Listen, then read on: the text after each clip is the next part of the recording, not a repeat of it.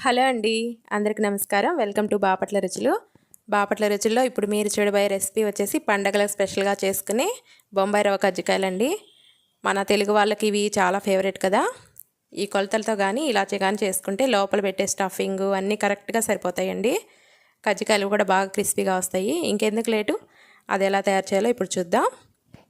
దీనికోసం నేను మైదా తీసుకున్నానండి. ఒక 2 కప్పులు.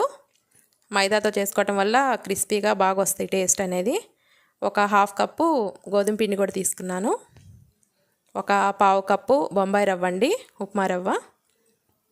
ఒక 2 స్పూన్స్ పంచదార, హాఫ్ స్పూన్ సాల్ట్. దీనిలోకి వెన్న ఉంటే వెన్న వేసుకోండి, లేదంటే నెయ్యి అయినా ఒక 2 స్పూన్స్ వేసుకోండి. నేనైతే వెన్న వేసుకున్నాను. వీటిలన్నిటినీ వెన్న పిండికి బాగా కలిసేలాగా కొంచెం ప్రెస్ చేసుకుంటూ బాగా పిండిని అయితే బాగా కలుపుకోండి. బాగా మొత్తాన్ని వెన్న అనేది మొత్తానికి కలిసేలాగా ఇట్లా ఒత్తి చూసుకుంటే ముద్దలాగా వచ్చేలాగా ఆ విధంగా వచ్చే వరకు కలుపుకోండి.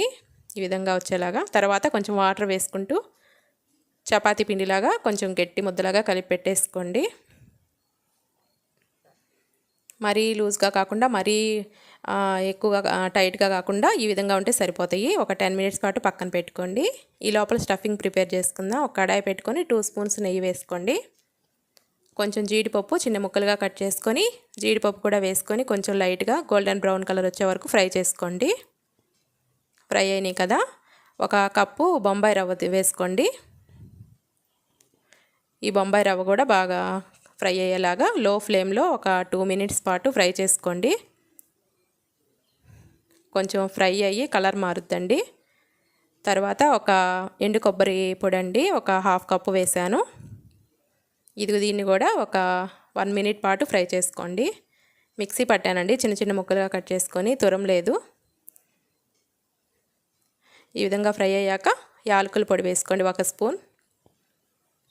మొత్తం రవ్వ 1 కప్పు, ఒక హాఫ్ కప్ ఏమో ఎండు కొబ్బరి కదండి, మొత్తం 1.5 కప్పు వేసుకోండి. పంచదార కూడా గ్యాస్ ఆపేసి స్టవ్ ఆపేసి వేసుకోండి పంచదార. నేను 1 కప్పే వేసాను, ఒక హాఫ్ కప్పు స్కిప్ అయింది, మీరు చూసి యాడ్ చేసుకోండి. పంచదార కూడా వేసి కలిపి పక్కన పెట్టేసుకోండి. ఈ లోపల చపాతీని ప్రిపేర్ చేసేసుకుందాం. చిన్న చిన్న ఉండల్లాగా పూరీకి చేసుకుంటారు కదా, ఆ సైజులో అయితే సరిపోతాయండి కజ్జికాయలకి. ఈ విధంగా చేసేసుకొని కొంచెం మైదా వేసుకుంటూ బాగా పల్చగా పూరీలాగా ఒత్తేసుకోండి. మధ్యలో గ్యాప్ ఏం లేకుండా చిన్నకుండా అది ఏం లేకుండా చూసుకోండి. అలా ఏమన్నా మధ్యలో కానీ గ్యాప్ వచ్చినట్టయితే స్టఫింగ్ అనేది ఆయిల్లో పడిపోద్ది. ఇది కజ్జికాయలు ఒత్తుకునే పీట అండి. దీనికి చుట్టూతా కొంచెం ఆయిల్ పూసేసుకోండి. కజ్జికాయలు తీసేటప్పుడు అంటుకోకుండా వస్తాయి బాగా. ఈ విధంగా చపాతీ వేసుకొని లోపల స్టఫింగ్ ఒక 2 స్పూన్స్ పట్టిందండి నాకు.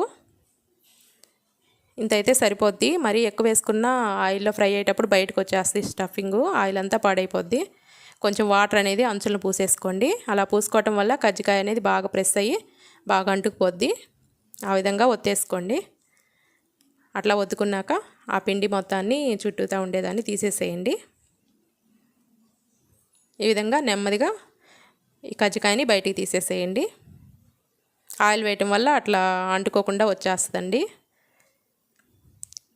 ఈ ఎడ్జస్ట్లు ఉన్నాయి కదా, కొంచెం అవి తీసేసేయండి.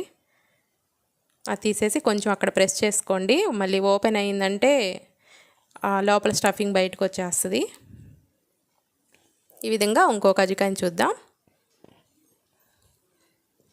ఈ విధంగా స్టఫింగ్ వేసేసుకోండి. వాటర్ అనేది చుట్టూతా వాటర్ కొంచెం పూసేసుకోండి. ఇట్లా ప్రెస్ చేసుకొని ఈ విధంగా అన్నీ ఇట్లా ఈ విధంగా చేసి పెట్టుకొని ఆయిల్ వేడయ్యాక నెమ్మదిగా ఒక్కొక్కటిగా వేసుకోండి. వేసేటప్పుడు మాత్రం నెమ్మదిగా వేయండి, స్టఫింగ్ అనేది లోపల బయటికి రాకుండా. మీకు ఎన్ని అయితే పడతాయో కడాయికి మరీ ఎక్కువ వేసుకోకుండా ఈ విధంగా అయితే వేసుకోండి.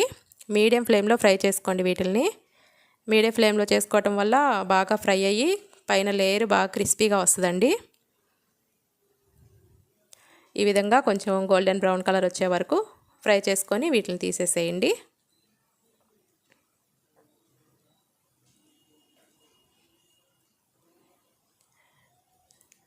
మిగతా వాటిని కూడా ఈ విధంగానే నెమ్మదిగా వేసేసుకోండి. ఈ విధంగా తిప్పుకుంటూ ఫ్రై చేసేసుకోండి. వీటిని ఎయిర్ టైట్ కంటైనర్లో స్టోర్ చేసుకుంటే 15 to 20 డేస్ పాడకుండా ఉంటాయండి. ఎంతో క్రిస్పీగా టేస్టీగా ఉండే కజ్జికాయల్ని మీరు కూడా ట్రై చేసి ఎలా వచ్చిందో కామెంట్ చేయండి. వీడియో నచ్చితే ఒక లైక్ చేసి మన ఛానల్ని సబ్స్క్రైబ్ చేసుకోండి. థ్యాంక్ యూ అండి.